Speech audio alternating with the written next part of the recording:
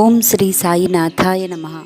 ಬಾಬಾರವರು ಎಲ್ಲರಿಗೂ ಆಯುಷ್ಯ, ಐಶ್ವರ್ಯ, ಆರೋಗ್ಯ, ಸಂಪತ್ತನ್ನು ನೀಡಿ ಕರುಣಿಸಲಿ ಎಂದು ಪ್ರಾರ್ಥಿಸುತ್ತಾ ಇಂದು ನಾವು ಸಾಯಿ ಸಚ್ಚರಿತೆಯ ಅಧ್ಯಾಯ 32 ಪಾರಾಯಣ ಮಾಡುತ್ತೇವೆ. ಓಂ ಶ್ರೀ ಗುರುಭ್ಯೋ ನಮಃ. ಹೇಮಾಡ ಪಂತರು ಶ್ರೀ ಸಾಯಿನಾಥರು ತಮ್ಮ ಗುರುಗಳಿಂದ ಹೇಗೆ ಆತ್ಮ ಸಾಕ್ಷಾತ್ಕಾರ ಪಡೆದರು ಎಂಬ ಪ್ರಸಂಗವನ್ನು ವಿವರಿಸಿದ್ದಾರೆ. ಇದರಿಂದ ಮಾರ್ಗದರ್ಶಕನು ಇದ್ದರೆ ಮಾತ್ರ ನಾವು ಗುರಿಯನ್ನು ಮುಟ್ಟಲು ಸಾಧ್ಯ ಎಂಬ ಸತ್ಯದ ಅರಿವು ನಮಗಾಗುತ್ತದೆ. ಬಾಬಾ ಅವರು ಅವತಾರ ಪುರುಷರಾದರೂ ಸಹ ಲೋಕ ಶಿಕ್ಷಣಕ್ಕಾಗಿ ಶ್ರೀರಾಮ, ಶ್ರೀಕೃಷ್ಣರಂತೆ ಗುರುಗಳನ್ನು ಆಶ್ರಯಿಸಿ ಮೇಲ್ಪಂಕ್ತಿ ಹಾಕಿಕೊಟ್ಟಿದ್ದಾರೆ. ಶ್ರೀ ಸಾಯಿಬಾಬಾ ಮತ್ತು ಇತರ 4 ಶಿಷ್ಯರು ಒಬ್ಬ ಗುರುವಿನ ಬಳಿ ಅಭ್ಯಾಸ ಮಾಡುತ್ತಿದ್ದರಂತೆ.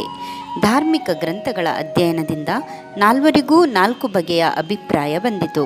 ಮೊದಲನೆಯ ಶಿಷ್ಯನು, ನಮ್ಮ ಸ್ವಪ್ರಯತ್ನದಿಂದ ಆತ್ಮಜ್ಞಾನವನ್ನು ಹೇಗೆ ಪಡೆಯಬೇಕು ಎಂದರೆ, ಎರಡನೆಯವನು ಇಂದ್ರಿಯ ನಿಗ್ರಹದಿಂದ ಎಂದನು.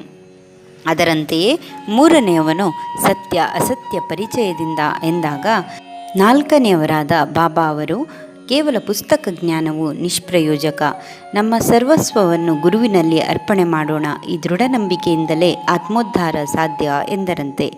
4 ಹೀಗೆ ಚರ್ಚೆ ಮಾಡುತ್ತಾ ದೇವರನ್ನು ಹುಡುಕುತ್ತಾ ಕಾಡಿನ ದಾರಿಯಲ್ಲಿ ನಡೆದರು. ದಾರಿಯಲ್ಲಿ ಒಬ್ಬಾತ ಅವರಿಗೆ ಭೇಟಿಯಾಗಿ ಎಲ್ಲಿಗೆ ಎಂದನು. ಈ 4 ಹುಡುಕಲು ಎಂದರು.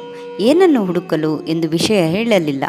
ಆ ದಾರಿಗನು, ಕಾಡಿನಲ್ಲಿ ಹುಡುಕಾಟ ಬಲು ಕಷ್ಟ, ಇದಕ್ಕೆ ಒಳ್ಳೆಯ ಮಾರ್ಗದರ್ಶಕನೇ ಬೇಕು, ಸ್ವಲ್ಪ ಊಟ ಮಾಡಿ ವಿಶ್ರಾಂತಿ ತೆಗೆದುಕೊಂಡು ಹೊರಡಬಹುದು ಎಂದನು. ಇವರು ಆ ಮಾತುಗಳನ್ನು ಲೆಕ್ಕಿಸದೆ ಮುಂದುವರೆದರು. ಕಾಡಿನಲ್ಲಿ ಅಲೆಯುತ್ತಿದ್ದಾಗ ಅವರಿಗೆ ದಾರಿ ತಪ್ಪಿತು.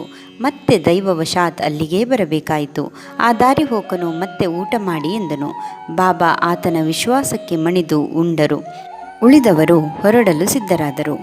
ಆಗ ಗುರುಗಳು ಕಾಣಿಸಿ, ಏನು ಚರ್ಚೆ ನಡೆಯಿತು ಎಂದಾಗ ಬಾಬಾ ನಡೆದುದನ್ನೆಲ್ಲವನ್ನೂ ವಿವರಿಸಿದರು. ಆಗ ಗುರುಗಳು, ನನ್ನ ಮೇಲೆ ದೃಢ ವಿಶ್ವಾಸವಿದ್ದರೆ ಅವರು ಖಂಡಿತ ವಿಜಯಿಗಳಾಗುತ್ತಾರೆ ಎಂದರು. ಬಾಬಾ ಅದಕ್ಕೊಪ್ಪಿದರು. ಆಗ ಗುರುಗಳು ಒಂದು ಬಾವಿಯ ಬಳಿ ಕರೆದೊಯ್ದು 4-5 ಗಂಟೆಗಳ ನಂತರ ಬಂದು ಹೇಗಿದೆ ಎಂದರು. ಆನಂದವಾಗಿದೆ ಎಂದರು. ಆಗ ಗುರುಗಳು ಸಂತೋಷದಿಂದ ಬೀದಪ್ಪಿ ಅವರನ್ನು ತಮ್ಮ ಗುರುಕುಲಕ್ಕೆ ಸೇರಿಸಿಕೊಂಡರು. ಆಗ ಶ್ರೀ ಗುರುವೇ ಸರ್ವಸ್ವವಾದರು. ಎಲ್ಲ ಜಗತ್ತು ಅವರಿಗೆ ಮರೆತೇ ಹೋಯಿತು. ಶ್ರೀ ಗುರು ಕೃಪೆಯಿಂದ ಮಾತ್ರ ಆತ್ಮ ಸಾಕ್ಷಾತ್ಕಾರ ಸಾಧ್ಯ ಎಂಬುದು ಈ ಪ್ರಸಂಗದಿಂದ ತಿಳಿದು ಬರುತ್ತದೆ. ಧರ್ಮ, ಅರ್ಥ, ಕಾಮಗಳನ್ನು ಸ್ವಪ್ರಯತ್ನದಿಂದ ಪಡೆಯಬಹುದು. ಆದರೆ ಪರಮ ಪುರುಷಾರ್ಥವಾದ ಮೋಕ್ಷಕ್ಕೆ ಗುರುವಿನ ಸಹಾಯ ಹಾಗೂ ಕೃಪೆ ಬೇಕೇ ಬೇಕು. ಸದ್ಗುರು ಸಾಯಿಬಾಬಾ ಹೀಗೆ ಅನೇಕ ಭಕ್ತರನ್ನು ಕೃತಾರ್ಥರಾಗಿ ಮಾಡಿ ಅನುಗ್ರಹಿಸಿದರು. ಬಾಬಾ